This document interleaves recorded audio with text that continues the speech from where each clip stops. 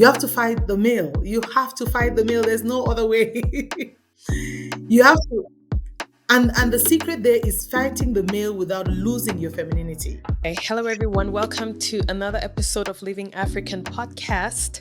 I am here with Zoh Akiy Mbi Njifor, and I am super excited about this episode. In fact, we already had like a pre behind the mic conversation, and I was just super excited about that. It got me pumped. We had such a great talk, and it's my pleasure to bring that in front of the mic.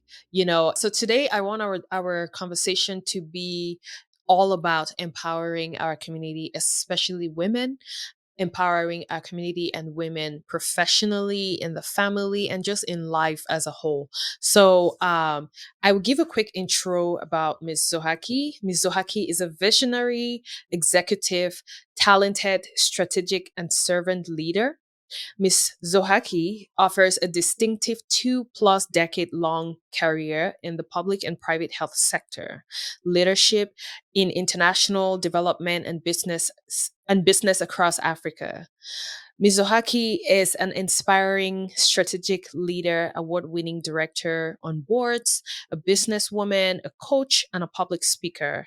And in her own words, my life's purpose is to transform the lives of individuals and organizational leaders, driving high performance in the workplace and in personal life. So thank you so much, Ms. Zoh Akiy, for coming on. How are you doing today? I'm great. Thank you so much, Anyoh. It's such a privilege to be here. I look forward to Same, this. same here. Same here. It's Love it, always love it's always a it. pleasure having a conversation with you all the time, and I'm super excited about this one as well. So let's just get straight into it. Now, I mean, I've read a quick bio about you, and you know, basically from that, I can tell already that you have an extensive experience, both personally and professionally. But what I'm actually also interested in is in knowing what brought you here, right? What's the story behind this glamorous bio, right? Because everyone always focuses on the end product and they really don't understand Yeah. that journey or what that entailed. So I just want you, in your own words, to, let us know how your story has been. What is your story? Yeah, well, my story, I think my story is, I'll call it probably the typical girl child story in Africa, right? Right. I grew up, I'm the second of seven children. Mm-hmm. And grew up quite, I was very privileged though, in the sense that my parents, my folks were quite the visionary ones. Right. They were not the most resourced, were not resourced at all. But they set such high bars for us, such great expectations, such great vision. I think for all of us, and from that perspective, you think about it, my dad was a clerk. Mm-hmm. My mom barely finished primary school, I think. Mm-hmm. And um, and my mom went on to do adult education, and she became such a mighty businesswoman in her own regard.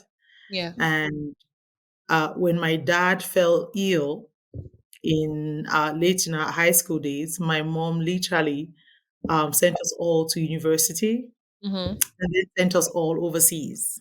Nice. So, so with that story, it just makes you see that I come from a legacy of a strong African woman, Yeah. and one who stood by a vision that they had agreed upon for the, we were mostly girls, so we're four first girls. So the four first of us were girls, and the Yeah. last three were boys. So you would imagine in our typical African culture, sure my uncles were like, "What the heck? Why are you guys investing in these girls? Like, really?" Yeah. But I think my parents really just knew what they wanted. They wanted us educated. They wanted us to achieve whatever we'd set our minds to, Yeah. and and pretty much that's what my story is. And so I finished my foundational studies in Cameroon, and then immigrated to South Africa, where I wanted to do my postgrad. Mhm. And so studied my postgrad here, met my husband here, had my two powerful girls, as I call them, here. And, my career blossomed here, and everything I've been and everything I've learned, from being an early adult and thereafter, it's been in South Africa. So, but I think the foundation of how the story began is really the sacrifice and the vision that my parents had, and also a mother who was willing to arise and step in there and do what needed to be done and do it so well. For Yeah, seven children, it's not easy, but so yeah. So I think I had that example, and I mean, I don't think I could. There was any way I could fall short, right? So right. I had to do the utmost, and so with that level of courage and with that level of vision and that level of audacity and that level of strength, I think that is literally where my story began, because I had that foundation to kind of build from. Right, right. Thank you so much for sharing that. And just for perspective, or at least just to, give people an idea of where you're from, you actually were born and raised in Cameroon, right? Correct. That's Correct. correct. Yeah. Well, thank you so much for sharing that story. Now, what basically, how did your career path lead you to where you are today? So, I mean, for where I am, I see when I look back, right, because of the degree of work I've done in myself, I see that everything had just been a privilege. Yeah. I've just been extremely privileged. It doesn't mean that it has not been difficult. It doesn't mean that they've not been years of tears and pain and sorrow. But as some wise people say, you know, thank God for hindsight. That you Yeah. can only Hindsight is you can 2020. only you can only trace the dots going backwards, right? Because you can't do Right. that back forward. And so my career literally started as a social worker. I did my degree in Cameroon in sociology and anthropology. And when I Hmm. got to South Africa, I started up in a children's what they call an institutional system for Hmm. children. And I worked with children we had been orphaned, abandoned, children were literally marginalized, abused in one way or the other. And so I had to do another degree to continue to practice. I did a degree in psychology. So there I was already accumulating degrees, right? Yeah. uh, so I had another degree I had to do in psychology. And as I was finishing that, typical Cameroonian tendencies, just accumulate certificates. Yeah. And finishing that, still while still in institutional care, I then started, did several other diplomas in between. I then started, I got an opportunity to leave social work, and I went into private health. Hmm. What was then wellness, wellness, and as a social worker, and that was really for me also a breakthrough, because you must remember at the time I was in South Africa. I got to South Africa, I was 22, Hmm. just out of varsity.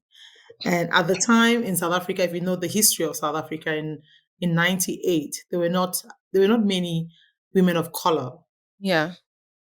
that were educated, eloquent, that could write, speak, have some skill set, some know-how, simply because South Africa just came out of what was known as Apartheid. apartheid. Yeah. Yeah, at the time. So, so I think by and large, while I was sort of ready, fate, fortune, Yeah.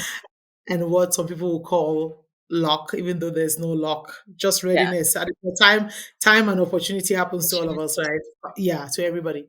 And there I was in South Africa. So I got into wellness, into private healthcare, and got into actually a project manager role, which at the time was also quite sought after roles, right? Hmm. Um, as as a young adult, Yeah. and I did well. The typical of any immigrant, right? You always feel like if you're going to be accepted or last, you have to outshine everyone, Yeah. and even more so a female, right? A Yeah. female of color in a predominantly white environment. So Hmm. of course, I worked my hardest, and all of it. I think, as I say, it's really. Um, just the blessings of God. If I look back and fast forward, I moved from that role.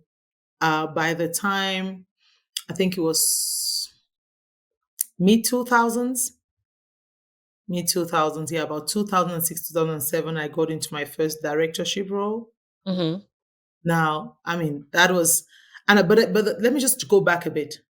From the moment I got to South Africa, I was very clear on what the mission is. I always knew that until I'm called a CEO of a company, I haven't gotten, and I didn't want to be called a CEO of some SMME, some small two Yeah. people organization. No, no, that's not what I mean. I mean like a real, I wanted A real big boss. organization. Yes. Right. So that was always the goal for me, like always the goal. And so by God's grace, I grew. I really did grow, and rapidly so in my career. I mean, I think by the time I left formal work, I look back now and I've had like 15 years of executive roles. Yeah.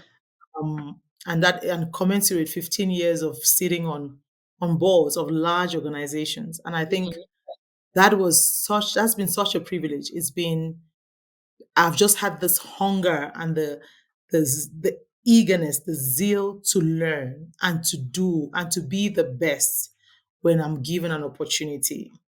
And I Wow. think and I think that is literally what has always kind of worked for me. Mm-hmm. Um, and now I can do my own thing. Now I am an international consultant. I run my own consulting firm. I tried a business, and I have all of my previous employers as my clients. Wow. And Full circle. yeah. Wow. Yeah. That's amazing. Oh well, yeah. God has been good. Yeah, yeah, yeah. God has been good. Thank you so much for sharing that, honestly. I would also imagine that, you know, going through your journey, you must have experienced a few hurdles. So, can you talk about the challenges that you have experienced just, as an employee and also as a woman, as a Black woman, as a foreigner? I mean, just as you as a whole, holistically, what challenges have you experienced, especially as you were pursuing that goal that you set for yourself? Wow. Yeah. And we only have about an hour, right? Ah, yes, we do. Oh my goodness. So I think when you're young, you you're a lot more daring. The True. challenges has been many. They've been my goodness, many. But I just probably want to focus on about three. Maybe let's focus on about three or maybe five. I think the first challenge really, it's you and I were having a conversation earlier, Yeah. is the limitations we've set on ourselves, Mm, right? yeah. And and I can see that now as the first challenge, because I think by and large, even while I was being entrusted with a lot of responsibilities, because my superiors could see my hunger Mm-hmm. and my desire to be productive and to do well, I wasn't convinced that I had that. So there was this ongoing quest to prove it. Yeah. So I feel like there's a difference between just knowing that this is who I am. I'm a hard worker. I can produce good results wherever you put me. And then when you're trying to prove a point, right? Yeah. Because in your psyche, there is not the awareness and the acceptance that indeed you're a high performer. And not just because you say so, but because you can back that up with your track record. Yeah. And you see, we're not groomed. Our society does not groom us and applauds us for the qualities that we showcase naturally. You see what I mean? So often, what happens is that because we don't get that, we go into circles and we want to prove that. And so, in the attempt to prove it, many people then obviously we find a lot of hurdles because automatically you people need to also say no, you're not actually. It's like people when you're trying to prove it, people need to set evidence to say, hang on, I can also prove that you're not. Yeah, So in that venture, the energy you're passing out is different from when you just know. that's true. Like you have nothing to prove. Exactly. Or when you just know, right? So I think that's the first for me, the first thing. And I can see how, because being a foreigner, being a young black female in South Africa, which is a highly racist country, Mhm. at least Mhm. at that time, even now, um, I could see how I fell in the trap of trying to prove myself, right? Yeah. Right. And yes, I proved myself, but in that I learned I earlier on I made a lot of leadership mistakes, management Yeah. mistakes because I was trying to prove myself. So I think that was the first mistake. The second lesson that I think I get is the fact that at some point you just need to applaud yourself. Hmm. People, if you wait, the crowd can clap you into the pit and they can clap you into the palace. Oh But yeah. either way, if you wait to be applauded into the palace or applauded into the pit, the same people that applaud you into the palace can applaud you back into the pit. That's true. But if you know who you are and you function from that place, those applauses really don't mean a thing, or the lack of it as well. It doesn't Yeah. really mean a. And I think that's one of the greatest lessons for this generation of Black females, especially the young ones like yourselves. Yeah. I think there's so much privilege in this generation to get onto the journey of self awareness early so that I don't get caught up with the likes. Yeah. True. That's very Yeah. true. So, because when you get caught up with the likes, you truly do not learn to master your craft. And Yeah. so you don't master your craft such that the likes really don't matter. You see, some of us learned that as we got onto the journey of personal development. Yeah. But while then, if I knew that it's not about who cheers for me or doesn't cheer for me. Yes, we all need cheerleaders into some regard, but you need a circle, an inner circle of people that keep you cheering for you. You don't need a whole crowd Yeah. of people cheering for you to do a good job or know that you're doing well. So I think that's for me the second lesson. It's like this quest to be accepted, this quest to be recognized.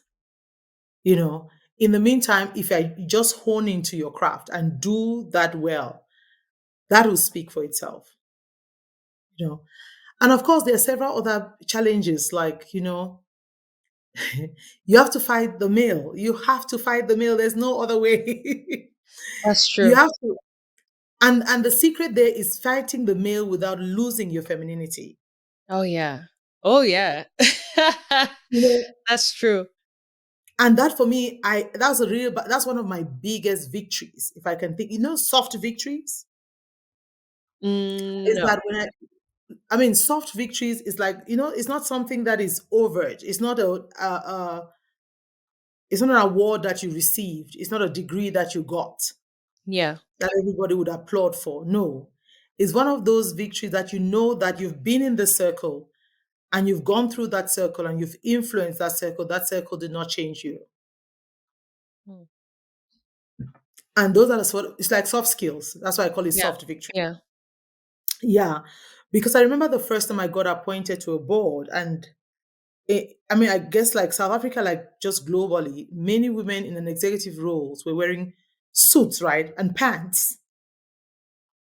And I was like, I don't know about that. I'm wearing that.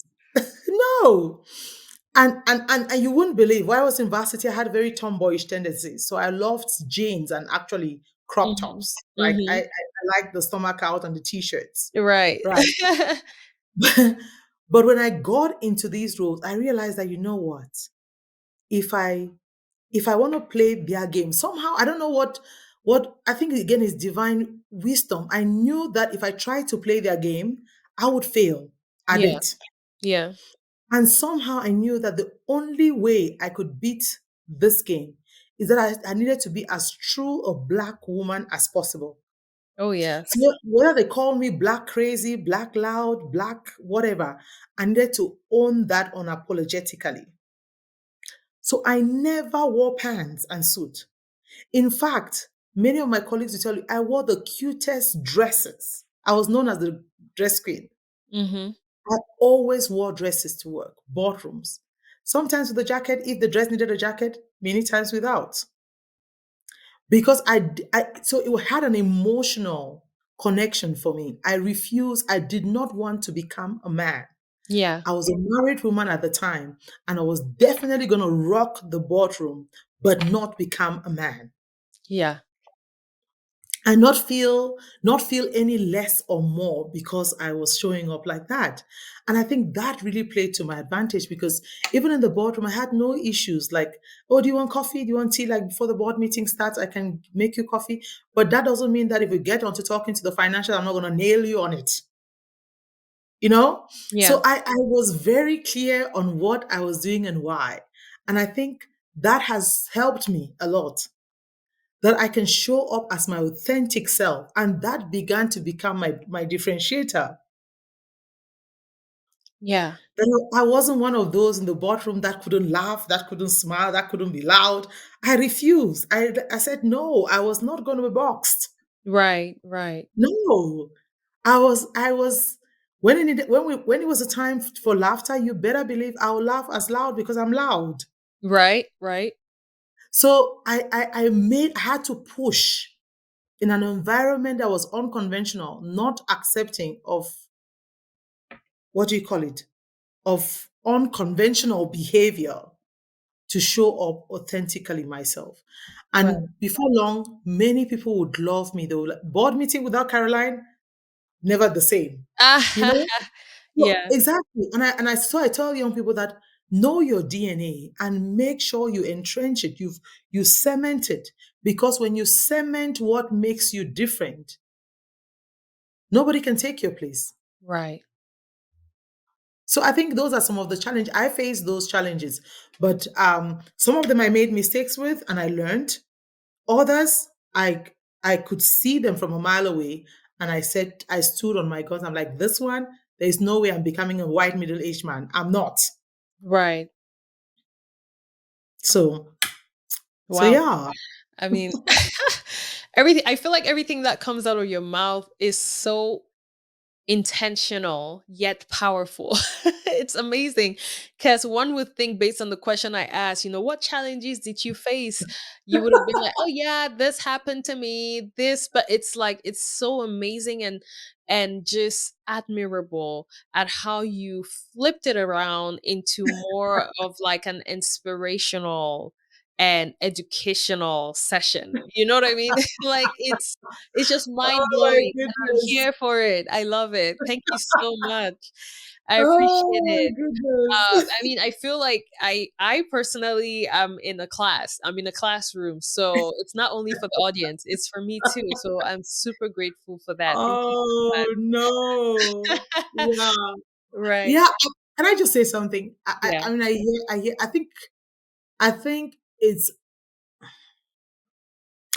a programming that happens over time Yeah. where you view problems as solutions. True. And so I could easily answer that question and say, well, racism, which I've actually alluded to, and like um, male dominating environment, which you can deduce from my response.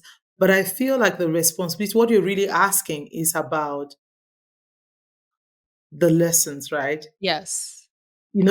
So the question is about the challenges, but it's really about how You what overcame. did you learn? How did you overcome? Yeah. And so I think that for me is really what people need to know. Not because the challenges might come in different shapes and forms, True. you know, but by and large, what are the key lessons that you will still apply, irrespective of how these challenges pop up? Yeah. You know. And so yeah, maybe that's why it sounds a bit twisted, but I love it. I love it. Trust me, I love it. Okay, so now talking about women in leadership, I was actually doing some research and I came across like some article. I just want to read like a brief excerpt on it and then we can talk about that. And the article was by McKinsey's Women Matter, and that was in 2016. And it says only 5% of CEOs, 22% of cabinet members, and 24% of parliamentarians in Africa are women. These numbers seem shockingly low and yet align with statistics from the US, where only 5% of CEOs and 27% of cabinet members are women. So, what are your thoughts about this and about women in leadership as a whole? And why do you yes. think there are less women in power, especially pertaining to our African women? So I have some very strong thoughts around that because I've been doing a lot of board trainings and training a lot of women on boards. Yeah, And I think it's it's convoluted a bit and it's transgenerational. What I mean by that is, so in this era, we come from a generation of our mothers and probably our grandmothers, where they were in an era where women were truly marginalized to significantly. It didn't matter at what level, education, city or rural, women were literally marginalized. They were even the kind of laws that existed, yeah, and norms that existed really marginalized women from when they married, um, even some marital laws, like how you can divorce in certain countries. Like women were just grossly marginalized, right? yeah, Fast forward to our era, where there's still pockets of that in certain societies, yeah. okay, where it's not written down anymore. It's more very nuanced. So you still find some companies where you find the entire executive is still male. You True. know, you Most will not find yes, you will not find that in their policy, but you true. just have to look at them to know what the leadership think, right? Hmm. So you don't have to read what is written down, but if you're just looking at the composition of the leadership, you just know what the fact that they are not inclusive. Yeah, They don't value the contribution of women yeah, to the economy as they would, because the composition of their staff or their leadership would tell you that. yeah. But you ask me, this is what I think are some of the reasons. Because in this era, I would say women are empowered to some extent. We are far more empowered than our mothers were, Yeah, that's very true. far more empowered than our grandparents were. Oh, yeah. Now, the question is, why are we still not in these positions? I'll give you a few reasons. One, let me start with the women themselves Yeah, before we go to society and men. yeah, One, women don't dream high enough. I think somehow, because of historical marginalization, the DNA of the average girl, the dream is not as high. And yeah, you can often check that even with the boy and girl child, the average boy and girl child in society, is that you find a girl's first desire is maybe to be a mother. They now want to breastfeed when they are little girls and something like that. But while a boy is now thinking police, military, yeah. you can even see that in an average little kids. Nobody taught them anything. How they dream is that we don't teach our girls children. I think in this era we're doing a better job, True. but our generation, we're not groomed to dream high enough. And so automatically in our psyche, we set a ceiling for ourselves, right? Yeah. So now when you're much older, you want to try and burst through that ceiling, and it seems like an impossible Impossible. Yeah. mission, because subconsciously, which is really where we all operate, Yeah. if that ceiling is there, you will manifest it. So that's the first reason, I think, for the reason why women are not in leadership positions as they ought to be. The second one is that we just don't want to take the roles to a large extent. I have this saying, you see on my CVs or somewhere where I've written that I do all things well. And some people find it arrogant, some people find it, I don't know. And it's not because I really do, but it's because I tell myself I can. and because I try to, is because I can be a great mom, and phenomenal wife, and I can be a kick behind CEO. Yeah. Do you get what I mean? Yeah. But somehow the average woman thinks she needs to choose. Hmm. So the average woman thinks, no. You know what? Then you start manifesting that subconsciously. Then your marriage start falling apart or your children, because somehow we think we need somebody's convinced us. I mean, and there are some women who literally believe that you cannot have it all. And I say who said that? Who said that? Yeah. You sure can. It just means you have to work maybe three, four times as harder in these areas, but you definitely can. And we need to make that known. It's not a bad expectation to set. Some people say, no, you're setting an expectation for which people cannot achieve. I said, who said that too? Yeah. Because we, as women, we cannot, if a man, if a man can keep a marriage, build a company, and keep a family, why can't I? Why can't we? Why can't we? So we don't go for those positions. We think that we have to be given them. No ways. Yeah. And that's why you find a lot of parliamentary or ministry, women will be appointed, not that necessarily they put their hands up. Men don't necessarily get up, men bulldoze for those things. You and I know how a man will fight for a parliamentary position. Oh yeah. Exactly. And also because our society does not accept equally when a woman fights for it. Then that woman looks almost abnormal. Yeah. Or she looks aggressive or angry. Yeah, Or they start looking at, but why does she have this much time and energy to fight when she could be taking care of her kids or her husband, or exactly. we But it's domesticate also, them. yeah, it's also because we internalize those expectations, That's and true. therefore we don't try. That's true. So even in the areas where we could be given access, we don't show up. I was in a session last week, in a business session, and one of the conversations there was that when a woman is applying for a job, so the research was done by London School of Business, and it shows that when a man is applying for a job, he just needs to see about 60% of the eligibility, right? And see that just about 60 or 50. If he fits somewhere there, he's going for Like, it. yeah, But women, that's not 100%. true. Or a woman wants to tick every single box True. before they apply for that role. Can you see what I mean?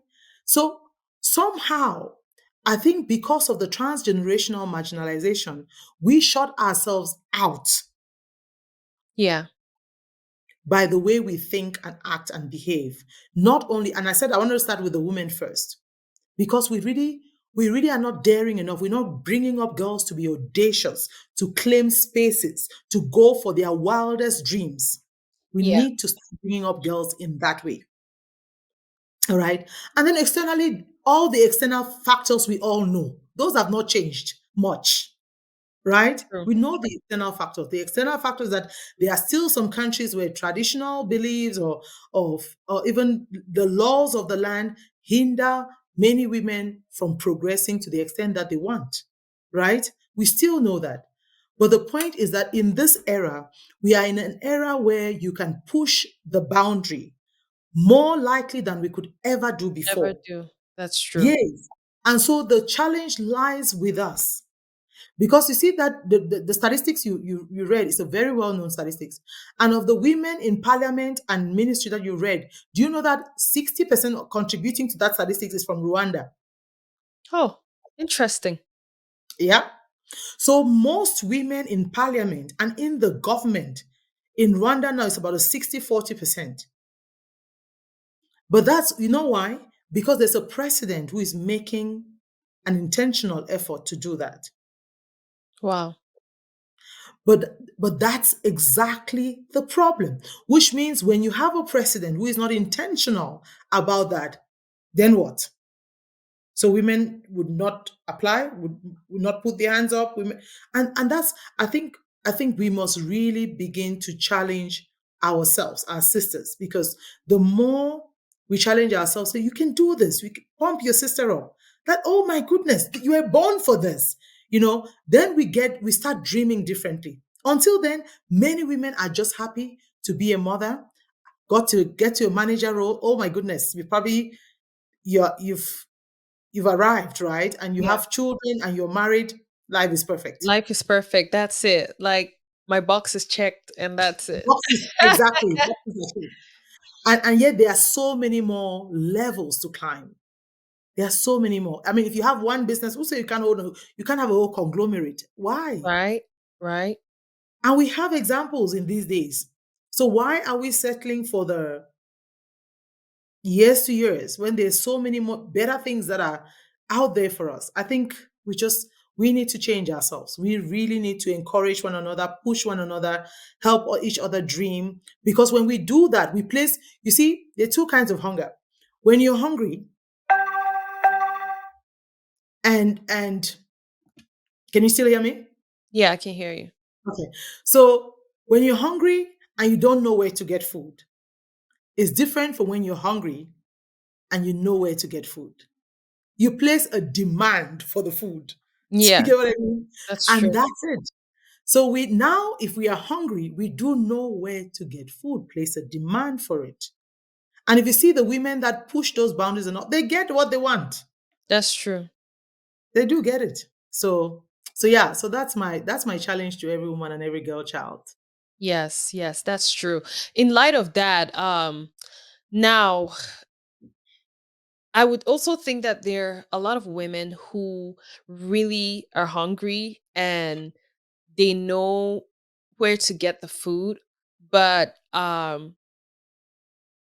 they're just not able to in one way or the other. For example, I was going to ask you, like, what can you tell the specific women who are, I mean, because at the end of the day, man, woman, whatever, we're all like humans, right? And sometimes we can face hurdles that make us intimidated, and especially women. And even in relation to some of your hurdles that you faced, right? You have probably worked so hard to turn those stories, those challenges around, right? To make them as, like this is a success story. But there are so many women out there who have probably tried and have just gotten tired and given up the fight, right? So, what will you tell some of those women who are really hungry, but they keep facing one um hurdle after the other, and most of these hurdles end up just silencing them, and just I guess in quotes putting them in their place, right? Because the society has created that lower space for women, and that's what we just talked about. Like, so what will you tell them?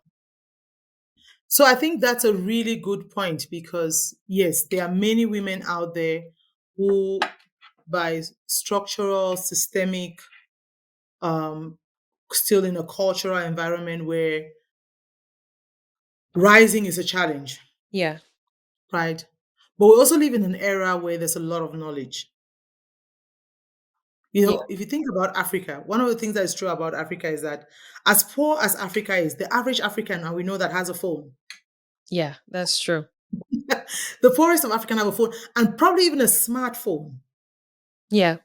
right? And just by that, it means that you have access to knowledge.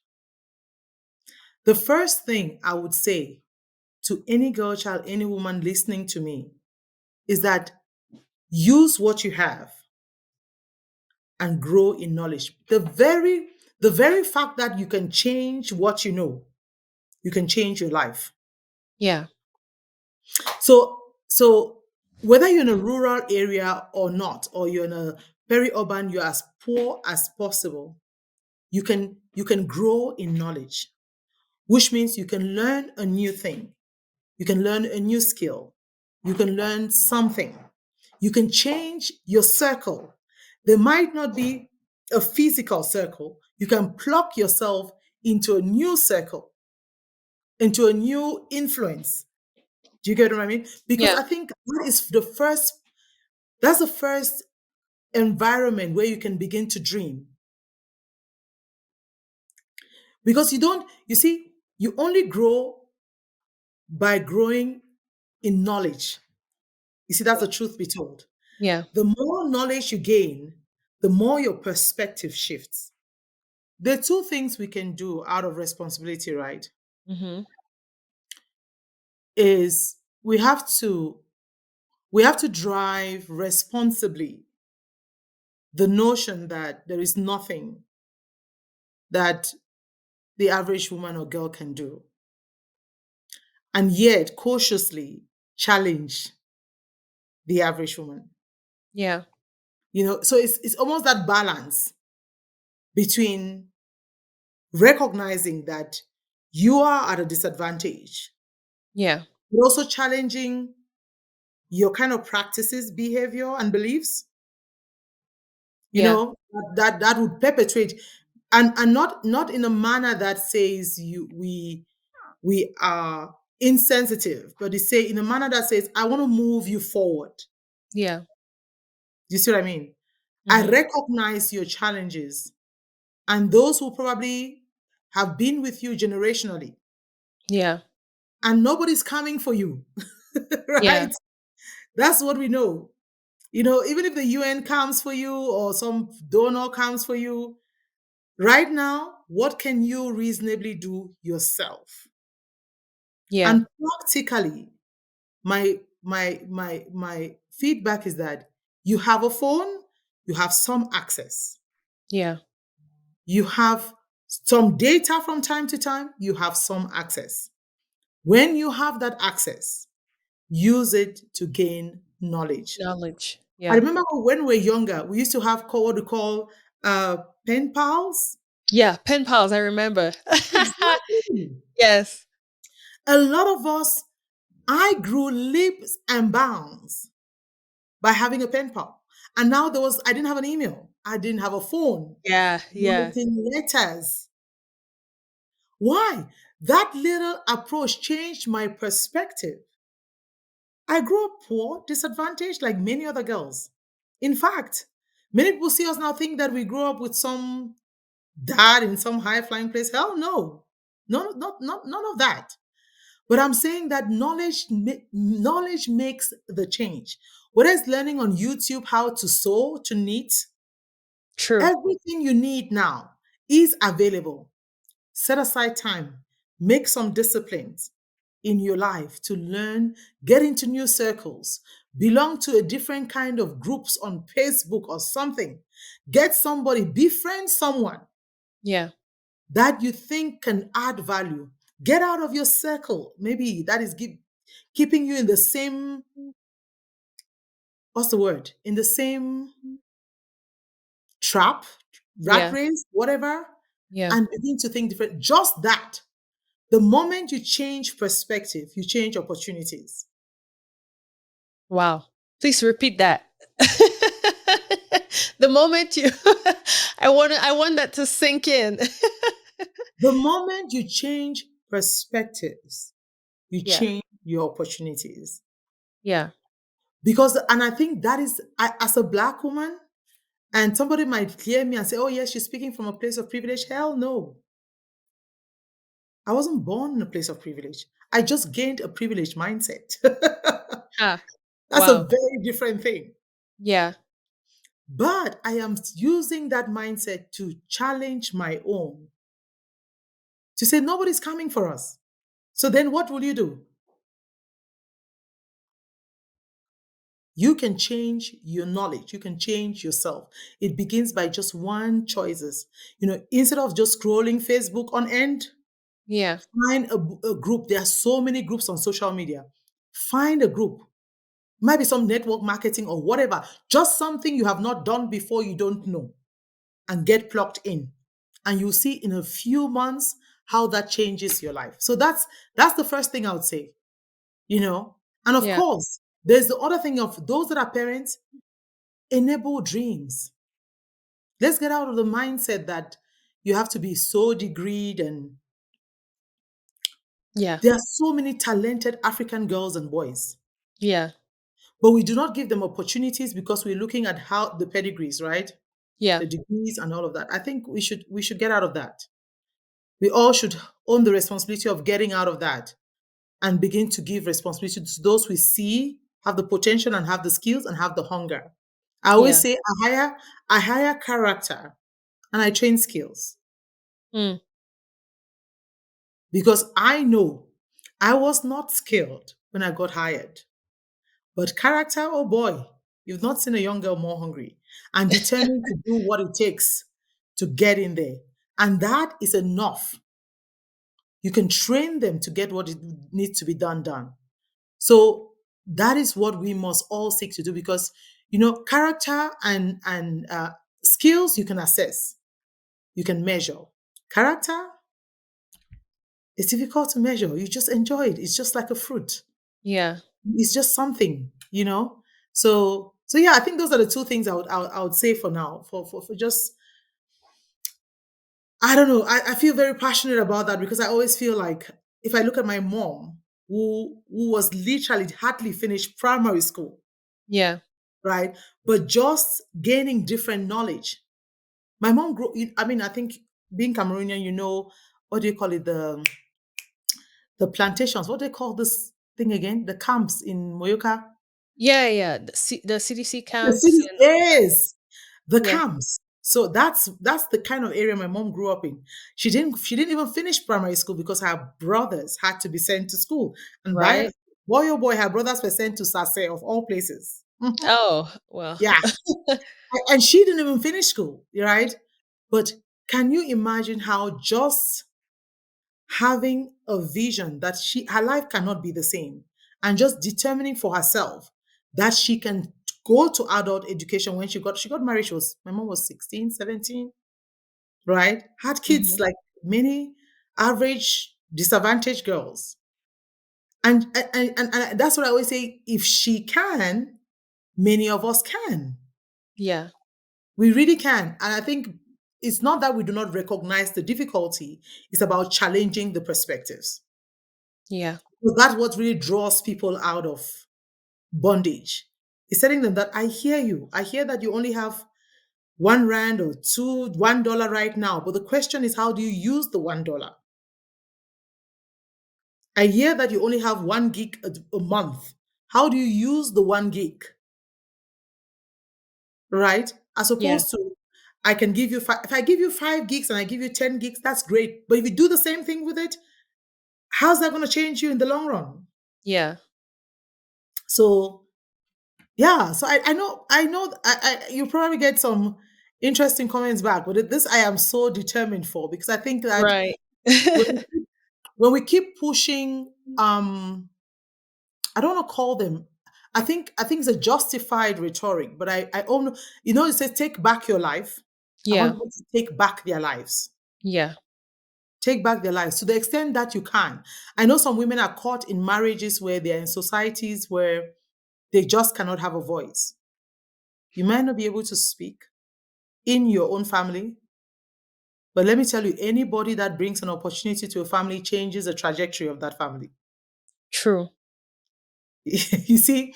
So you need to find the one area that can bring you power. And we all know economics has power. Oh, yes. That's true. Mhm. Yeah, economics has power. So, That's very true. Thank you so much for sharing that. Um, it's been such a very resourceful conversation with you. Now, just as we round up the conversation, how can we as a community and also as a family make necessary adjustments to empower women? So, like, what can the community do as a whole to empower women and also encourage women, to be the best versions of themselves, in addition to them working on themselves, obviously? And also, how can families come together to empower and support the mothers and the daughters of the family and not necessarily only do that on Mother's Day? yeah, no, that's a very powerful question. Sure, you ask powerful questions. Um, so I think it's a whole shift of paradigms, right? We have this Yes. very lopsided approach to life. You know, we would cry the loudest at the funeral of somebody we didn't want to greet even, you Yeah. know. We would and then we would contribute, by the way. We would Oh, cry yeah. the loudest, Oh, yeah. and The then money we'll comes out contribute. very Yeah. easily.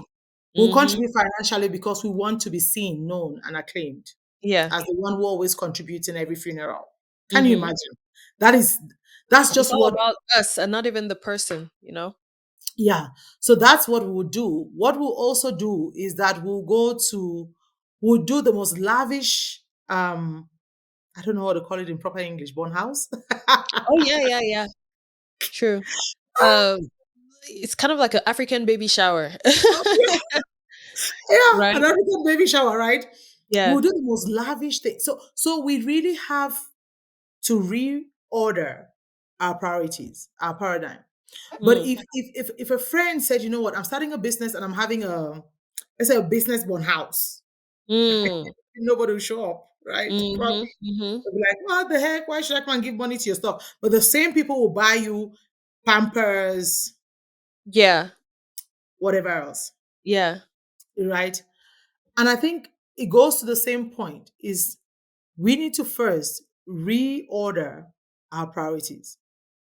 We need to recognize that we live in a new era, an era where information is available readily, efficiently, if you're willing to access it, if you're inquisitive, you dare and want to learn. Yeah. And then you see, our history would always be with us. Our history of disadvantage, our history of marginalization, our history of discrimination, of segregation. Wherever you are as a Black female, as a woman of color, you Yeah. come with a baggage. Okay. True. So I'm not saying let's not own our baggage. Let's keep our scars. They make us, they tell our story well that we've been through some stuff, right? Yeah. But let's not rest there. Let's teach our girls to dream.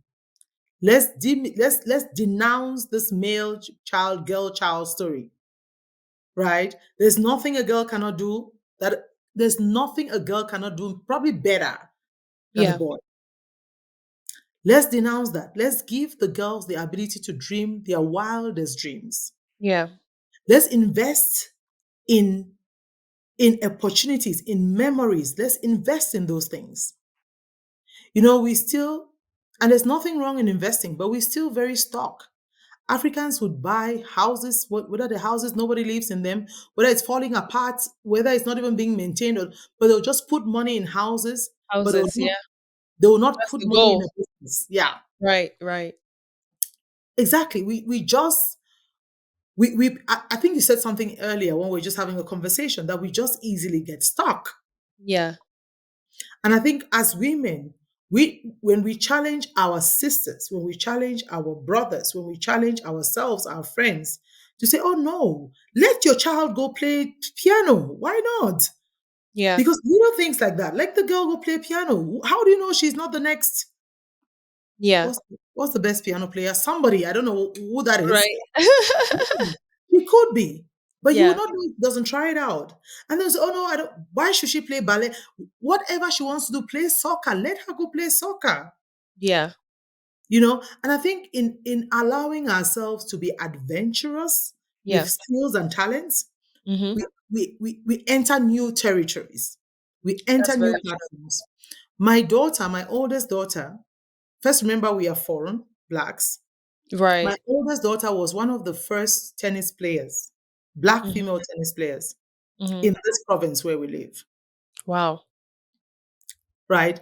And not because my husband and I necessarily sat one day and we say, oh, you know what? We want our daughter to become actually, the other said tennis player, no, swimmer, not Swimmer. tennis, swimmer. Yeah, Right. the oldest one. We didn't sit one day and say, you know what? No, when my daughter went, by the time she's two, no, we just recognized at the age of two, when no, age of one, we were teaching this girl how to swim, that she was really, I mean, she was reasonably a tall child at Yeah. her age, that she Mhm. was really good at it, that she was really passionate about it. So we just left her in it. And by 2 years old, she was competing with other Wow. 2 year olds, predominantly white kids. Mhm. By 4 year olds, she was competing some more. By the time she was 20, she was streaming for the province. Wow. So, and many, even our own African, Cameroonian family thought we were crazy. Like, what the heck you guys are doing? Yeah. Driving up and down, swimming. That's going nowhere. Who cares where it goes? Right. Right. You see what I That's mean? very true. And that's so African, is that if we cannot touch something, if we cannot Yeah. give it a name, Yeah. we don't think it's worthwhile. Yeah. I actually want to add to that. Now that you're talking about, I just want to give an ode to my parents because they did that, okay? Because it just got me thinking again, like when we were growing up, my parents were very intentional about us not following the status quo, right? Um, Fantastic. I wouldn't say I would say we were a little privileged, a little bit. We were not wealthy, but we were not struggling either. We were just a Yeah. typical middle class. But my parents made an intentional effort to give us an exceptional experience growing up and also literally expand our skill set. Like every term holiday or the summer holidays back home, like kids will either go for holidays or some of them will go for holiday classes, which is fine. But my parents saw that we did quite all right in school, so we didn't have to study again while we were in holidays.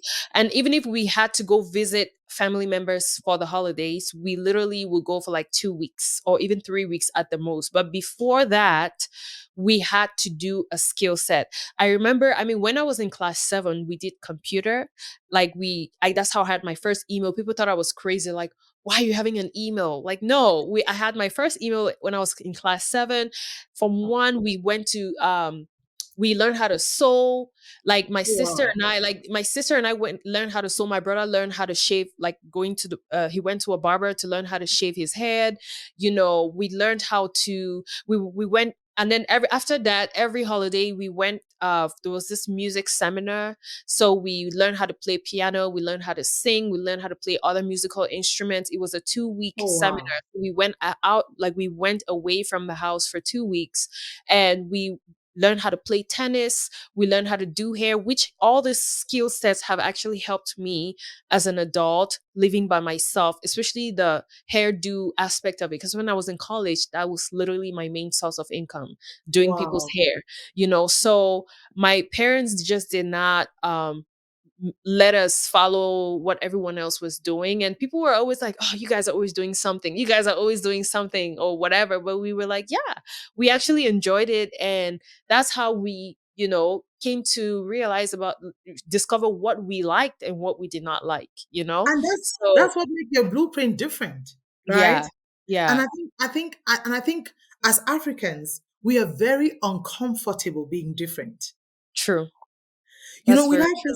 this communal way of, don't do too much so you don't stick out like who cares? Like, Yeah, literally, I think let's free ourselves and free each other, and yeah, allow give one another the grace to think freely, be different, do different, you know and that yeah. is the way we grow. That is the way we challenge different environments, and that is the way we grow. I mean, my husband and I, you speaking about your parents, my husband and I have been as crazy different as you can imagine.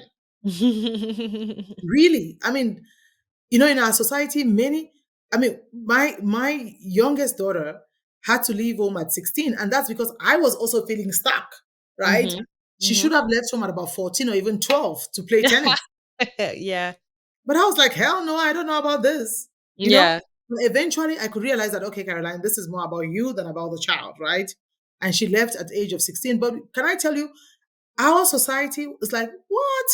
Who yeah, sends a girl child in a country in France where she can't speak French yeah, and to play tennis? What the heck is, do you know how many people yeah. make it? I'm like, it's not your money. Right? It's not your child either. So those are some of the things. And I think it starts with us. Yeah, Give your sister the permission to do what she wants to do. yeah, Give your friend the permission to do and be what she wants to be. yeah, Because this whole thing where we all have to be so alike, congruent, like we're not serving one another. yeah, I think that's the yeah, first thing. We need to create space.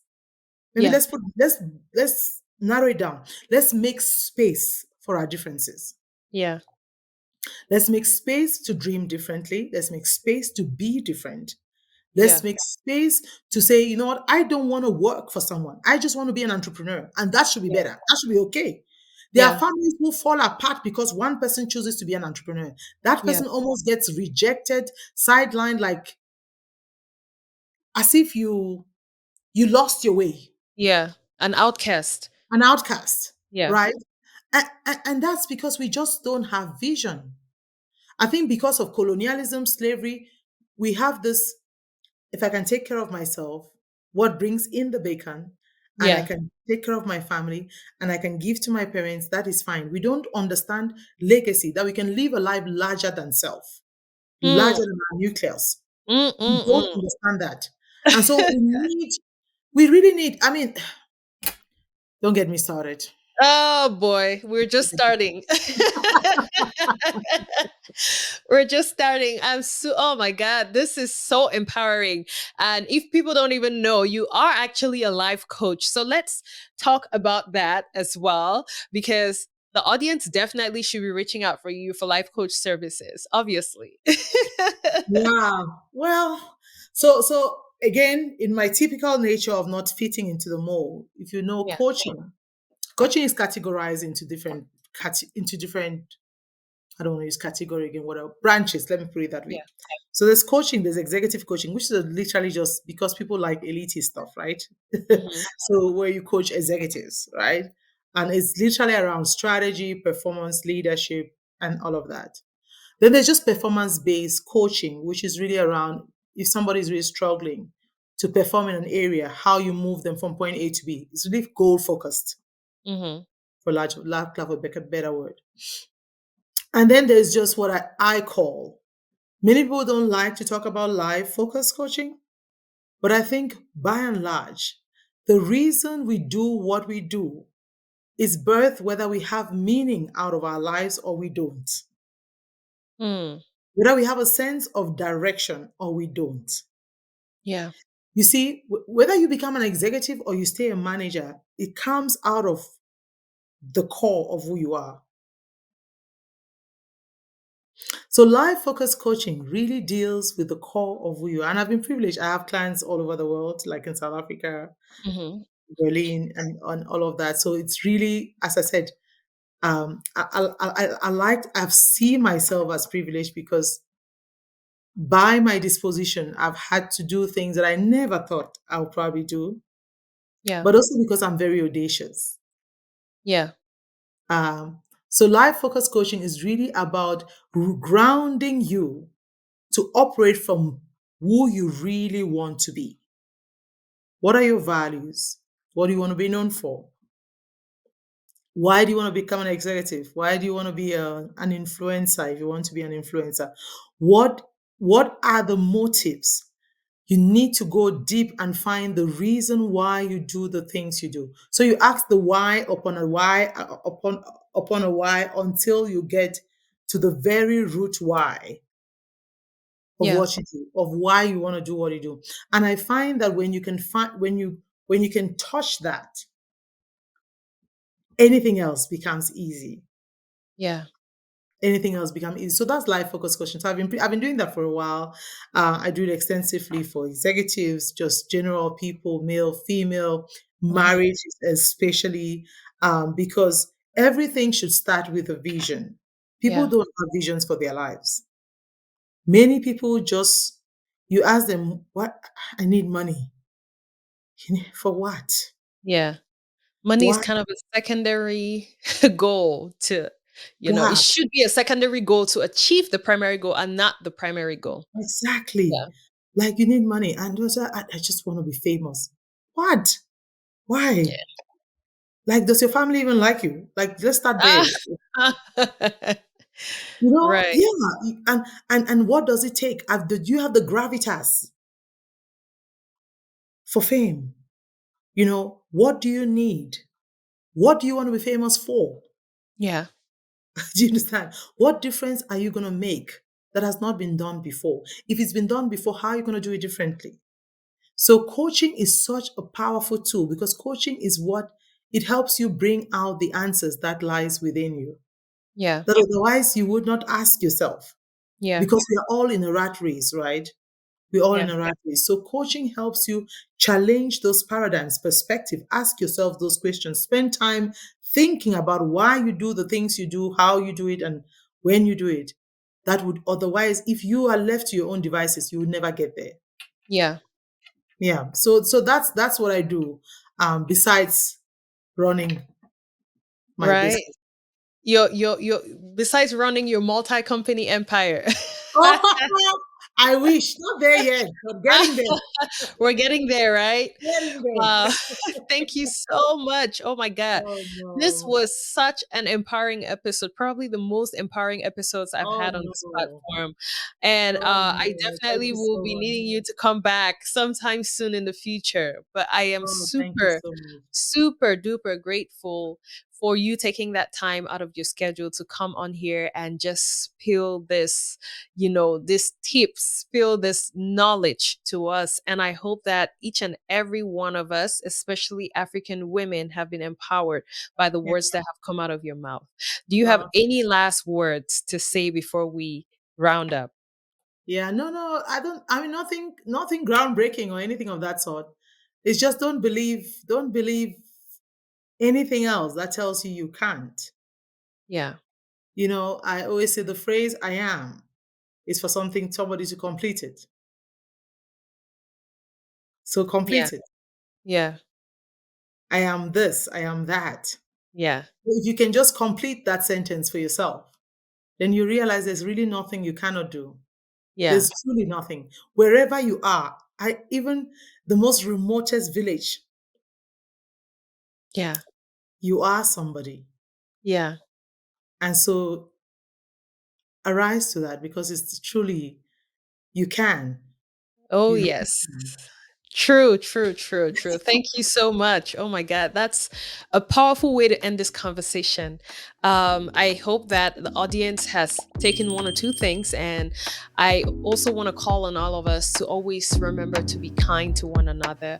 I hope that we can take these conversations and spark more conversation within our communities, within our circles, and just be kind to one another. Thank you so much for tuning in. Thank you so much for coming on here, and I will catch you in the next episode. Bye. Thank you very much. Bye.